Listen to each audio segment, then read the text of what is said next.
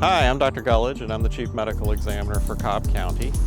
We're about to take a walk through our new medical examiner's office and get a chance to see where the doctors and staff of the medical examiner's office work. So when our transport service or other transporters bring us a new case, they come into our Sally port where the decedents can be offloaded and put directly into one of the coolers. As we walk through,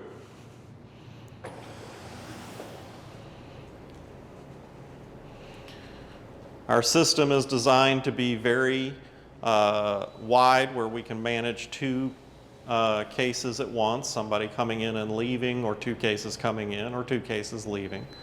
The cases are weighed on our floor scale and then would be put into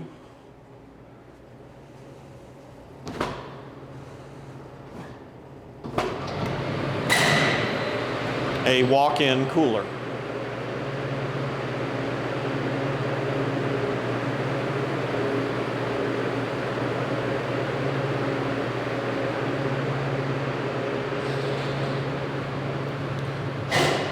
In the mornings, those cases will be brought out. We work 24/7, 365. At any point, we're capable of responding to a death, no matter where it is in the county. And at that point, the next day, we will bring out the cases that have been brought in over the previous day for an examination. We do exams routinely 6 days a week, and sometimes 7.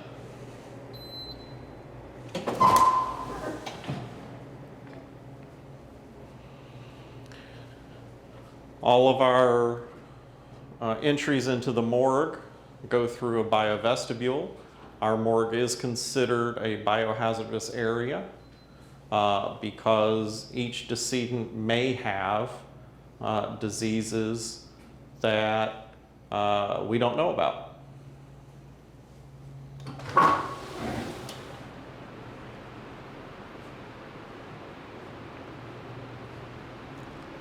So as we walk into the morgue, the main autopsy room, you can see we have 4 autopsy stations that are routinely used. The video monitors on the wall are designed to project x-rays, whole body x-rays, so we can see the decedent all at once. The surgical lights are there to provide additional lighting inside the decedent in dark areas that the standard lighting is not able to reach, or to provide additional light to any other point that needs to be there. We have a body lift directly above that is capable of lifting up to 1,000 pounds. We haven't had a 1,000-pound decedent, but we've gotten quite close. This allows us to manipulate them without hurting ourselves. We store all of our tissue and toxicology samples on site. However, our toxicology testing is done at an outside laboratory.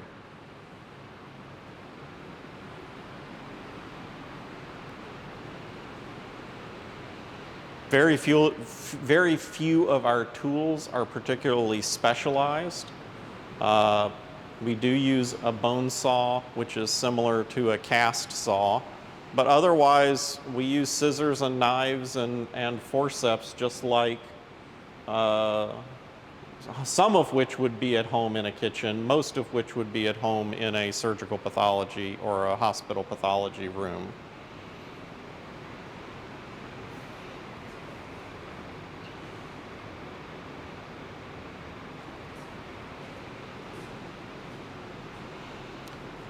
When we look at advances in forensic pathology over the past 100 years, probably the largest advancement was the power bone saw. Refrigeration and radiographs have been around for much longer than 100 years, but it's important to realize that as a forensic pathologist, our most important tools are our eyes and our brain and our hands.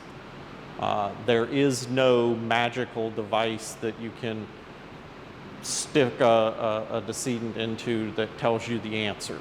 The answer is discovered by learning, by seeing, and by doing, not by some analysis done by a machine necessarily. But we do have a really spiffy new machine that I'd love to show you. Radiography has been around for over 100 years, but whole body radiography has not been. It's only been around for the past 15 years or so, maybe a little bit longer. It was actually developed as part of a South African diamond mines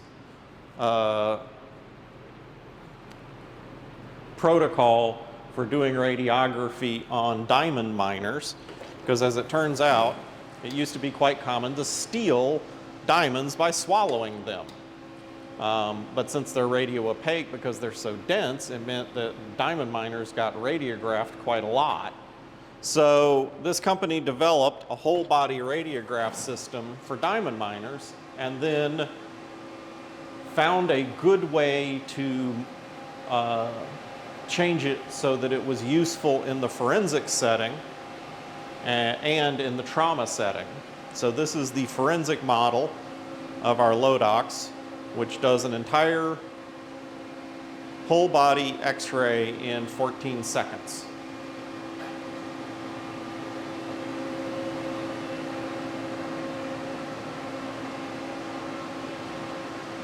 And we use that for all of our trauma cases and all of our gunshot cases and anytime we think we'd like to see an X-ray. So it gets routinely used quite a bit. We're going to move into what is our special autopsy room. And our special autopsy room is used for cases which may be infectious, which may be decomposed, but we also have a station in here to work with skeletonized remains or neuropathology. And as you can see, working right now on a skeletonized set of remains. Obviously, not all of the bones are here, but a fair amount of them are. And so we will be determining the height and the sex and the race of this decedent based on skeletal characteristics. There are charts to measure the length of the femur to help determine the height of the individual. There are methods that we can use with the pelvis to determine whether the decedent is male or female. And there are cranial characteristics that help determine race or racial origin.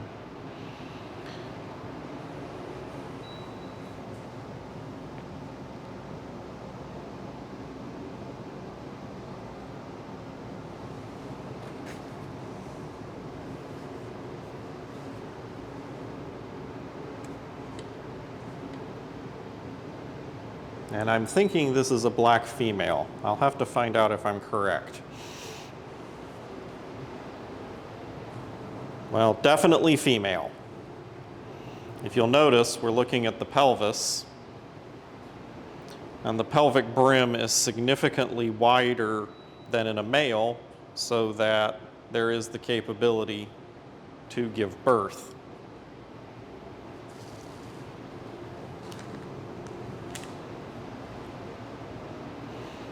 With regard to how tall she is, we would have to measure the femur on a board, and I don't see where we have that right now. As you can see, this is a single autopsy station and is used for, like I said, infectious cases. We do have the capability to broadcast to an observation deck for police officers who need to be present for their autopsy. We can keep them safe while we do it. This isn't a general education tool. It can be used for medical education, but we don't have a sign-up list for who gets to come watch an autopsy because that's not very respectful to the decedent. So we're back in the main autopsy suite, and to just sort of wrap up, forensic pathology is a unique position in government. I like to say that the medical examiner's office sits at the intersection of public safety and public health. So over the past year and a half, we've all been very concerned with the public health crisis that has been going on in the world. And the entire time, the medical examiner's office has continued to work to identify potential infected individuals who are dying as a result of their disease and certifying their deaths appropriately. But at the same time, we're still responsible for assisting public safety with determining whether a deceased individual is the victim of a crime or whether or not the death is natural. So without the medical examiner's office, the police wouldn't be able to do their job when it comes to investigating deaths. Without the medical examiner's office, public health wouldn't be able to do their job with accurate certification of death certificates and determination of the prevalence of disease in our population. And as rarely as we interact, without the medical examiner's office, the district attorney probably wouldn't really be able to take a homicide case to trial because there's too many unanswered questions without the medical examiners becoming involved in the case.